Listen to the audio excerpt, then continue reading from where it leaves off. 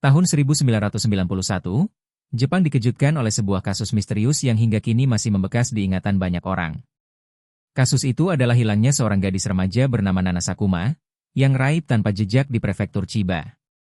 Peristiwa ini tidak hanya membuat keluarga hancur, tetapi juga mengguncang seluruh masyarakat Jepang, karena kebenarannya tak pernah terungkap meski sudah puluhan tahun berlalu. Untuk memahami kisah ini, mari kita mulai dari latar tempat. Prefektur Chiba terletak di sebelah tenggara wilayah Kanto, Jepang. Dengan jumlah penduduk lebih dari 6 juta jiwa, Chiba menempati posisi ke-6 sebagai prefektur terpadat di negara ini. Letaknya bersebelahan dengan Tokyo, dan menjadi salah satu jalur penting yang menghubungkan kawasan metropolitan Tokyo dengan Samudra Pasifik. Pelabuhan-pelabuhan di Chiba adalah pintu gerbang perdagangan, sementara kota Chiba sendiri adalah ibu kota prefektur yang ramai dengan aktivitas industri dan pelayaran. Namun, di balik hiruk-pikuk itu, Chiba juga memiliki sisi tenang, jalan perumahan, sekolah, serta kehidupan sehari-hari masyarakat biasa. Disinilah Nana Sakuma menjalani hidupnya. Lahir pada tahun 1978, Nana dibesarkan dalam keluarga kecil. Kedua orang tuanya bercerai saat ia masih kecil. Sejak itu, Nana tinggal bersama ibunya dan neneknya di sebuah apartemen sederhana di distrik Wakaba, kota Chiba. Meski tumbuh tanpa kehadiran ayah, Nana tidak pernah kekurangan kasih sayang. Ibunya bekerja keras demi memenuhi kebutuhan keluarga, sementara sang nenek menjadi sosok pengasuh penuh cinta yang selalu ada di sisinya. Nana dikenal sebagai gadis yang cerdas, periang, dan cepat akrab dengan orang lain. Ia disenangi teman-temannya di sekolah dan juga disayangi para tetangga. Senyumnya selalu hadir di setiap kesempatan, membuat orang di sekitarnya merasa hangat. Pada tahun 1991, Nana sudah berusia 13 tahun dan duduk di bangku kelas 7 SMP Daigo Chuo. Ia termasuk murid yang aktif, cepat beradaptasi, dan pandai bergaul. Tidak ada seorang pun yang menyangka bahwa kehidupan seorang gadis biasa yang ceria seperti Nana, yang seharusnya dipenuhi dengan mimpi dan masa depan panjang, akan berakhir dengan sebuah tragedi yang misterius.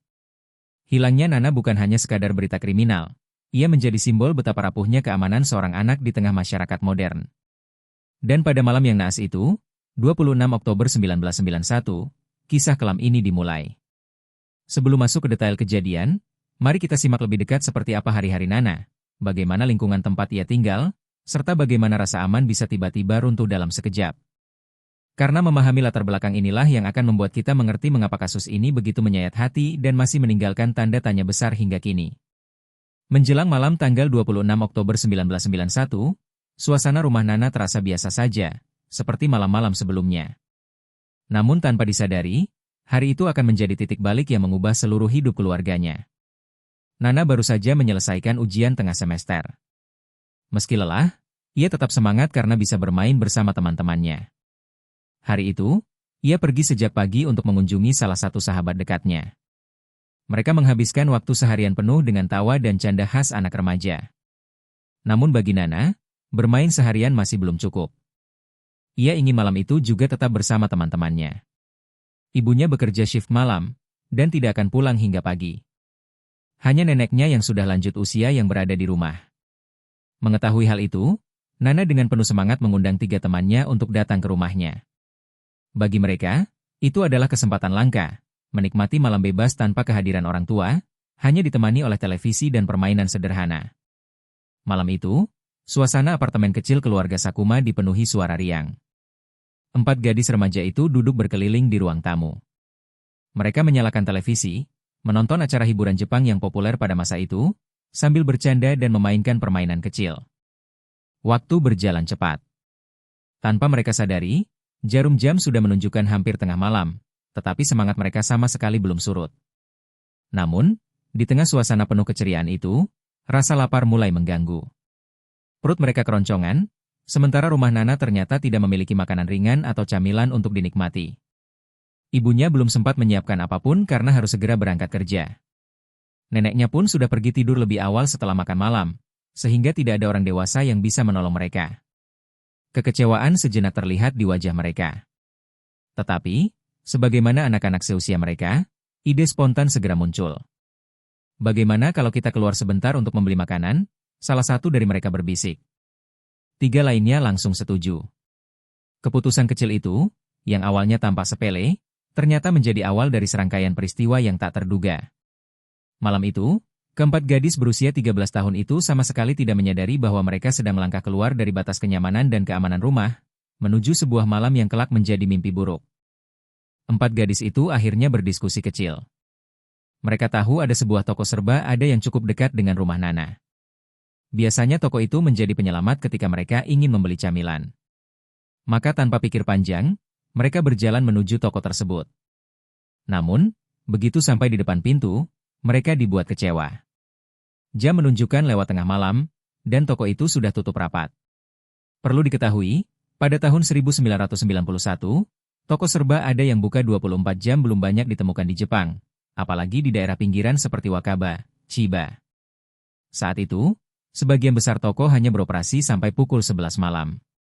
Hal ini membuat anak-anak itu sempat bingung, karena rasa lapar semakin menjadi-jadi. Tiba-tiba, salah satu dari mereka mengingat sesuatu. Dengan penuh semangat ia berkata, "Aku tahu ada toko 24 jam di daerah Urayada. Tidak terlalu jauh dari sini." Perkataan itu membuat yang lain bersemangat kembali. Meski jaraknya lebih dari 4 kilometer, bagi anak-anak yang terbiasa bersepeda, jarak itu dianggap tidak masalah. Mereka pun bergegas kembali ke rumah Nana. Di sana, mereka mengambil sepeda masing-masing. Malam itu udara terasa dingin, jalanan gelap, hanya diterangi lampu jalan yang redup.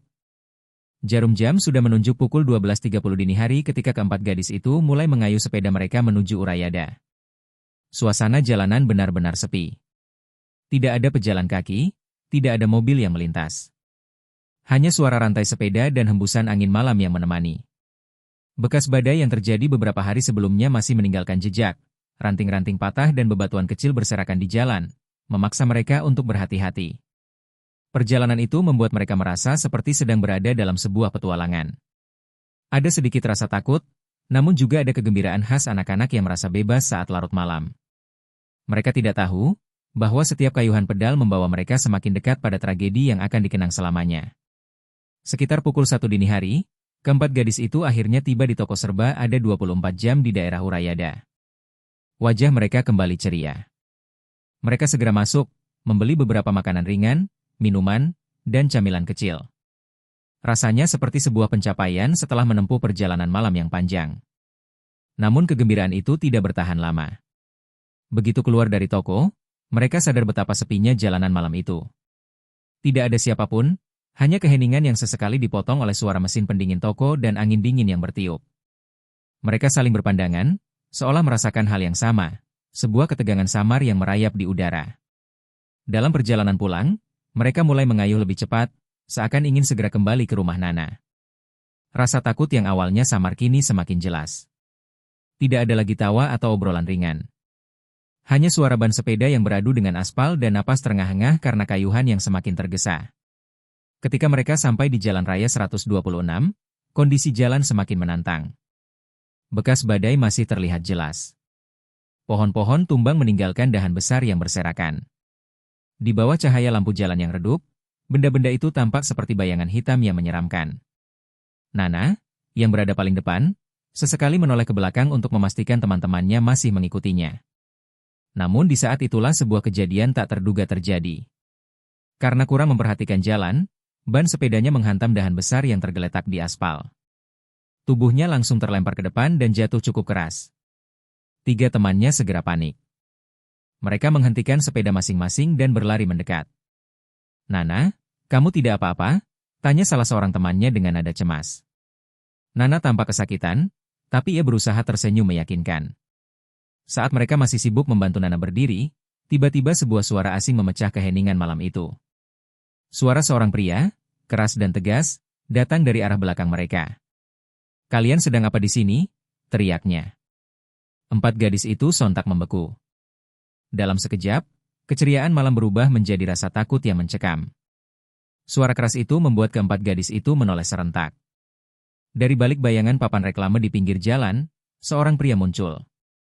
Sosoknya tegap, dengan wajah bundar agak memerah, mengenakan kemeja lengan panjang bergaris dan celana pendek gelap. Kepalanya tertutup topi rajut, kedua tangannya dimasukkan ke dalam saku celana, berdiri tegak seakan mengintimidasi. "Anak-anak seusia kalian tidak boleh berada di luar rumah setelah jam 11 malam tanpa orang dewasa. Itu melanggar hukum. Kalian mau saya laporkan ke polisi? Katanya dengan suara lantang dan nada mengancam. 3 gadis yang berdiri di samping Nana langsung pucat. Mereka tidak tahu harus menjawab apa. Rasa takut membuat kaki mereka kaku, mulut terkunci. Hanya suara jantung yang berdegup kencang terdengar di telinga mereka sendiri. Pria itu kemudian mendekat, berhenti hanya beberapa meter di depan mereka. Dengan tatapan tajam, ia menunjuk langsung ke arah Nana. Kamu, ikut saya. Kamu akan menjelaskan pada saya kenapa kalian berada di sini larut malam. Nana terkejut, tubuhnya gemetar. Namun karena rasa takut, ia tidak mampu membantah. Ia hanya menunduk, lalu perlahan melangkah mendekati pria itu. 3 temannya hanya bisa menatap, bingung apakah harus melarang atau menurut. Salah seorang di antara mereka memberanikan diri bertanya, suaranya bergetar, kalau begitu, bagaimana dengan sepeda Nana? Pria itu berhenti sebentar, lalu menjawab dengan nada dingin tanpa menoleh, tinggalkan saja. Nanti saya bawa dengan truk saya. Kalimat itu terdengar aneh, namun saat itu anak-anak itu terlalu ketakutan untuk menganalisis. Mereka hanya bisa menyaksikan dengan cemas ketika Nana berjalan mengikuti pria asing itu menuju jalan kecil yang gelap di sisi jalan raya. Langkah kaki mereka menjauh, hingga akhirnya hanya bayangan samar yang terlihat sebelum keduanya menghilang di balik kegelapan malam. Ketiga gadis yang tersisa berdiri terpaku, perasaan campur aduk antara bingung, takut, dan berharap bahwa Nana akan segera kembali. Tapi dalam hati kecil mereka, sebuah firasat buruk mulai tumbuh, perlahan tapi pasti. 3 gadis itu masih berdiri terpaku di pinggir jalan setelah melihat Nana menghilang bersama pria asing tersebut. Hati mereka diliputi rasa takut sekaligus kebingungan. Mereka mencoba meyakinkan diri bahwa pria itu benar-benar seorang penjaga keamanan, seperti yang ia katakan. Mungkin sebentar lagi Nana akan kembali, pikir salah satu dari mereka, berusaha menenangkan yang lain. Akhirnya, dengan perasaan was-was, mereka memutuskan untuk kembali ke rumah Nana. Mereka mengayuh sepeda dengan cepat, berharap saat tiba di sana Nana sudah kembali. Namun sesampainya di depan pintu apartemen, kenyataan lain menunggu. Mereka tidak bisa masuk. Hanya Nana yang membawa kunci rumah. Nenek Nana memang ada di dalam, tapi karena sudah larut malam, mereka takut membangunkan beliau. Maka yang bisa mereka lakukan hanyalah menunggu di luar. Waktu terasa berjalan sangat lambat. Jarum jam terus bergerak. Dari pukul 2 dini hari hingga pukul 3 pagi, Nana tidak juga muncul. Ketiganya semakin gelisah. Bayangan kata-kata pria asing itu, tinggalkan sepeda, nanti saya bawa dengan truk, berputar-putar di kepala mereka. Mengapa ia menyebut truk? Kenapa Nana belum kembali juga? Rasa cemas mulai berubah menjadi ketakutan. Salah seorang dari mereka akhirnya berkata dengan suara lirih, bagaimana kalau, sebenarnya pria itu bukan penjaga? Bagaimana kalau Nana, dibawa pergi? Kalimat itu membuat ketiganya terdiam. Firasat buruk yang sejak tadi berusaha mereka abaikan, kini terasa semakin nyata. Tepat saat keputusasaan hampir menguasai, 2 siswa laki-laki yang juga bersekolah di tempat yang sama dengan mereka kebetulan lewat di depan rumah Nana. 3 gadis itu segera menghentikan mereka, dengan panik menceritakan semua yang baru saja terjadi. Kedua anak laki-laki itu terkejut dan sadar bahwa keadaan ini tidak bisa dianggap sepele. Mereka segera mengetuk pintu apartemen, membangunkan nenek Nana, dan menyampaikan cerita lengkapnya. Seketika, wajah sang nenek berubah pucat. Ia langsung merasakan ada sesuatu yang tidak beres. Dengan tangan gemetar, ia meraih telepon dan menghubungi ibu Nana yang sedang bekerja shift malam. Malam yang semula penuh tawa kini berubah menjadi malam penuh teror. Dan bagi keluarga Sakuma, itulah awal dari pencarian panjang yang belum menemukan akhir hingga hari ini. Telepon dari sang ibu segera membuat suasana berubah mencekam. Tanpa pikir panjang, Ibu Nana bergegas pulang dari tempat kerjanya. Begitu tiba di apartemen, ia mendapati ibunya, Nenek Nana, sudah menangis cemas, sementara 3 sahabat Nana duduk pucat dengan wajah penuh ketakutan. Mereka segera menjelaskan apa yang mereka lihat, seorang pria asing yang mengaku sebagai penjaga keamanan, lalu membawa Nana ke arah jalan kecil. Sang ibu dan nenek langsung tersentak. Tanpa menunggu lama, mereka berdua keluar rumah, menyusuri jalanan gelap malam itu, berusaha mencari di sekitar lokasi terakhir kali Nana terlihat. Mereka menyisir area Jalan Raya 126, menengok ke jalan sempit yang dipenuhi rumput liar dan pepohonan rimbun. Namun, hasilnya nihil. Tidak ada tanda-tanda keberadaan Nana. Bahkan suara hewan malam lebih jelas terdengar dibandingkan langkah kaki manusia. Seiring berjalannya waktu, rasa cemas berubah menjadi kepanikan. Jarum jam menunjukkan pukul 4.20 pagi. Keyakinan bahwa Nana hanya dibawa sebentar untuk ditegur sirna sepenuhnya. Ibu dan nenek Nana akhirnya memutuskan langkah yang tak bisa ditunda lagi. Mereka melapor ke kantor polisi Higashi, prefektur Chiba. Begitu laporan diterima, polisi langsung bergerak cepat. Kasus ini ditangani sebagai laporan orang hilang, dan karena melibatkan anak berusia 13 tahun, perhatian penuh segera diberikan. Para petugas menanyai 3 sahabat Nana yang terakhir kali bersamanya. Keterangan mereka menjadi satu-satunya petunjuk awal yang bisa dijadikan pijakan. Namun, di tengah kepanikan itu, satu hal menjadi jelas, Nana Sakuma tidak kembali malam itu juga. Sejak detik tersebut, ia resmi dinyatakan hilang. Dan pencarian besar-besaran pun dimulai. Pagi itu, kantor polisi Higashi dipenuhi ketegangan. 3 sahabat Nana duduk gemetar ketika polisi menanyai mereka satu persatu. Mereka menceritakan dengan detail bagaimana Nana terakhir terlihat, sosok pria asing yang muncul tiba-tiba, serta arah jalan kecil yang dilalui keduanya sebelum menghilang. Polisi kemudian mendatangi lokasi di persimpangan Jalan Raya 126. Dari sana, memang ada sebuah jalan sempit yang jarang digunakan orang. Jalan itu diapit pepohonan tinggi, rumput liar, dan semak belukar yang rimbun. Jika menelusuri lebih jauh, jalur itu akan mengarah ke sebuah bengkel mobil yang sudah lama tidak beroperasi. Bengkel tersebut gelap, pintunya digembok rapat, dan tidak ada aktivitas sama sekali di malam hari. Lebih jauh lagi, jalan itu berakhir pada sebuah pagar putih, yang membatasi dengan jalan lain yang lebih lebar dan ramai rumah penduduk. Polisi menelusuri setiap sudut jalur tersebut, mencari jejak sepatu, bekas roda, atau tanda-tanda perlawanan. Namun, tidak ada apapun. Seolah-olah Nana dan pria itu lenyap begitu saja. Ketika diminta mendeskripsikan lebih detail, ketiga sahabat Nana menggambarkan pria tersebut sebagai berikut. Usia sekitar 40-50 tahun, tinggi hanya 155 cm, tubuh kekar, wajah bundar dengan mata sipit panjang, kulit wajah agak kemerahan. Ia mengenakan kemeja panjang bergaris, celana pendek hitam, serta topi rajut hitam. Gaya bicaranya keras dan tegas, membuat anak-anak langsung ketakutan. Berdasarkan keterangan itu, polisi membuat sketsa wajah pelaku. Sketsa tersebut dicetak bersama informasi detail tentang Nana. Usia 13 tahun. Tinggi 152 cm. Berat badan 42 kg. Memiliki tanda lahir berupa tahi lalat di dekat mata kiri. Berwajah lebih dewasa dibandingkan usianya. Poster dan selebaran itu kemudian disebarkan di stasiun kereta, pusat perbelanjaan, serta tempat-tempat ramai di prefektur Chiba. Harapannya, ada seseorang yang pernah melihat Nana atau pria misterius itu. Namun, meskipun pencarian digencarkan sejak dini, hingga hari berganti malam, jejak Nana tetap tak ditemukan. Hanya satu hal yang semakin jelas, kasus ini jauh lebih rumit dari dugaan awal. Beberapa hari setelah hilangnya Nana, laporan dari sejumlah saksi mata mulai berdatangan ke kantor polisi. Informasi-informasi itu menjadi secercah harapan, meskipun tidak semuanya jelas. Seorang sopir truk mengaku melihat sesuatu yang mencurigakan pada malam hilangnya Nana. Sekitar pukul 1.30 dini hari, hanya beberapa ratus meter dari lokasi di mana Nana terakhir terlihat, ia melihat seorang gadis remaja berjalan bersama 2 orang pria. Salah satunya diduga mirip dengan ciri-ciri pria yang digambarkan teman-teman Nana. Walaupun sopir itu tidak bisa memastikan identitasnya, kesaksian ini dianggap sangat penting karena waktunya berdekatan dengan momen hilangnya Nana. Tak lama kemudian, seorang warga lain melaporkan bahwa pada pukul 4 pagi, ia melihat seorang gadis yang mirip anak SMP berjalan santai bersama seorang pria dewasa di daerah Sendai, sebuah kawasan pemukiman yang tidak terlalu jauh dari sana. Yang membuat aneh, keduanya berjalan seolah tanpa tergesa-gesa, seperti ayah dan anak yang pulang dari jalan-jalan. Namun, setelah ditelusuri lebih lanjut, tidak ada seorang pun yang bisa memastikan arah kemana mereka pergi setelah itu. Dari 2 kesaksian ini, polisi menyimpulkan bahwa setelah dibawa ke jalan kecil oleh pria asing tersebut, Nana kemungkinan masih berpindah lokasi, bahkan sempat berjalan di area yang lebih ramai.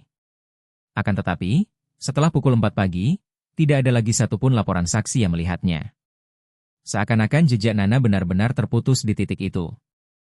Kesaksian-kesaksian ini menambah kebingungan. Jika benar Nana masih sempat terlihat di beberapa lokasi, mengapa tidak ada orang lain yang mengenalinya?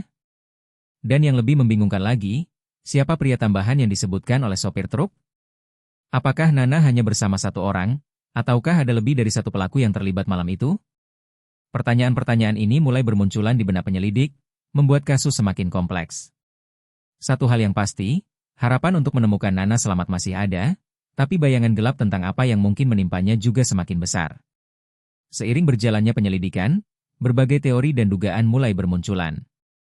Media, masyarakat, bahkan pihak kepolisian sendiri mencoba merangkai potongan-potongan kecil menjadi gambaran besar, meski seringkali berakhir buntu.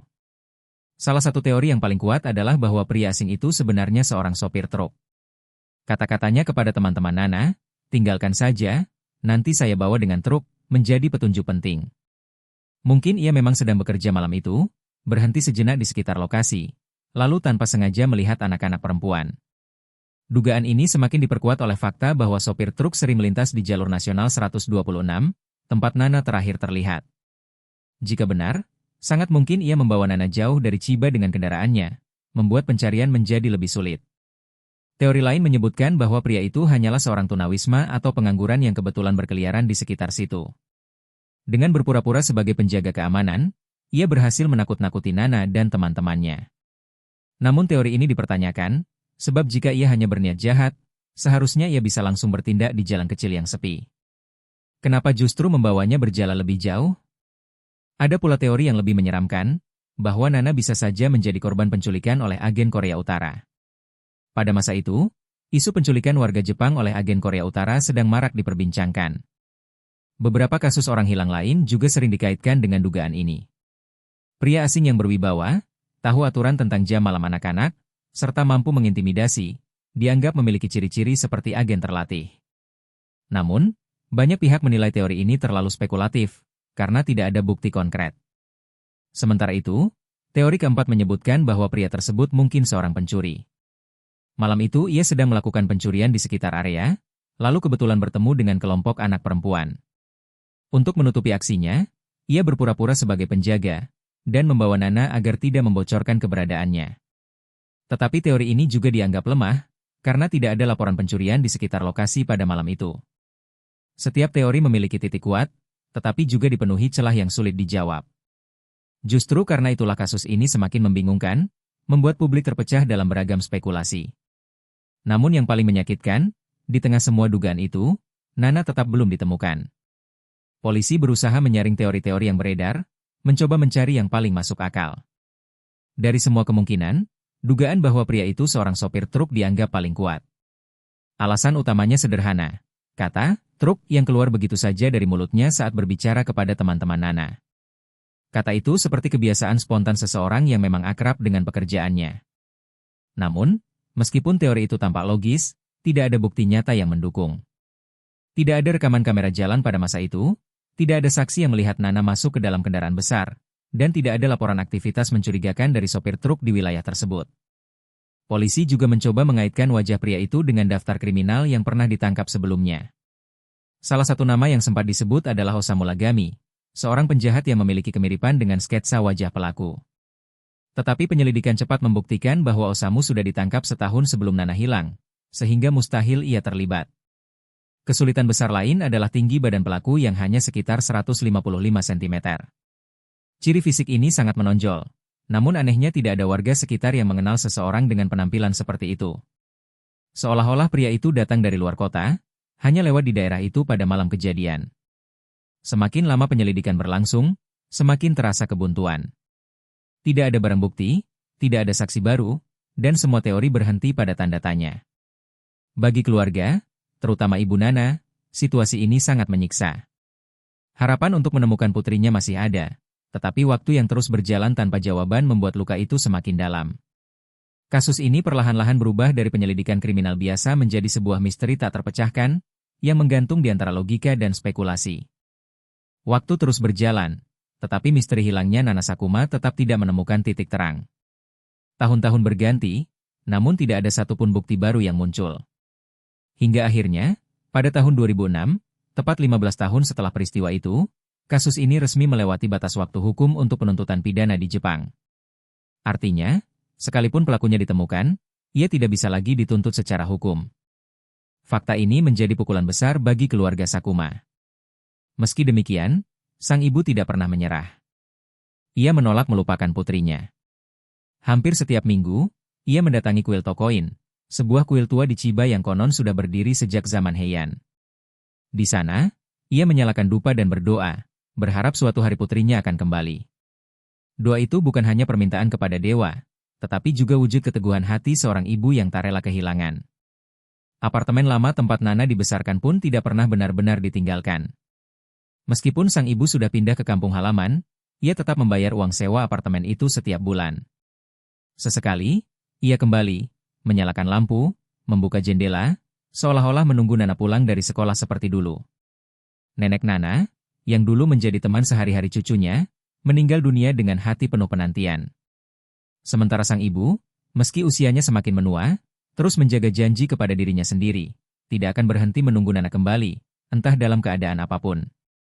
Kisah ini menjadi potret nyata dari rasa kehilangan yang tak pernah sembuh. Bagi seorang ibu, harapan adalah satu-satunya alasan untuk tetap bertahan. Bahkan ketika dunia menyebut kasus itu sudah ditutup, hatinya menolak menerima akhir yang pahit. Kasus hilangnya Nana Sakuma hingga hari ini masih menjadi salah satu misteri paling menyayat hati di Jepang. Tidak ada pelaku yang ditangkap, tidak ada bukti yang jelas, dan tidak ada jawaban yang bisa menenangkan hati keluarga. Yang tersisa hanyalah tanda tanya besar, kemana Nana dibawa malam itu, dan apa yang sebenarnya terjadi padanya? Banyak orang menilai bahwa kasus ini adalah gambaran rapuhnya keamanan seorang anak. Di satu sisi, masyarakat Jepang dikenal tertib dan aman. Namun di sisi lain, malam itu membuktikan bahwa bahaya bisa muncul secara tiba-tiba, bahkan dari seseorang yang mengaku sebagai penjaga keamanan. Kisah ini juga menjadi peringatan keras bagi semua orang tua. Anak-anak membutuhkan lebih dari sekadar pengawasan. Mereka perlu dididik untuk waspada terhadap orang asing dan bahaya yang tersembunyi di balik sikap ramah atau otoritas palsu. Satu keputusan kecil yang tampak sepele, seperti mempercayai orang asing, bisa berakhir pada tragedi yang tidak terbayangkan. Bagi sang ibu, penantian panjang adalah ujian terberat. Ia tetap memelihara apartemen lama, tetap berdoa di kuil, dan tetap menyalakan lampu seakan Nana akan pulang kapan saja. Sikap itu menggambarkan cinta seorang ibu yang abadi, yang tidak mengenal kata menyerah. Hilangnya Nana bukan sekadar kisah kriminal. Ia adalah cermin rasa kehilangan, kesedihan, dan harapan. Sebuah kisah yang mengingatkan kita bahwa hidup bisa berubah dalam sekejap, dan bahwa cinta seorang ibu bisa bertahan melampaui waktu dan logika. Hingga kini, misteri itu belum terpecahkan. Namun satu hal pasti, kisah Nana Sakuma akan selalu dikenang, bukan hanya sebagai tragedi, tetapi juga sebagai peringatan dan pelajaran hidup bagi generasi berikutnya.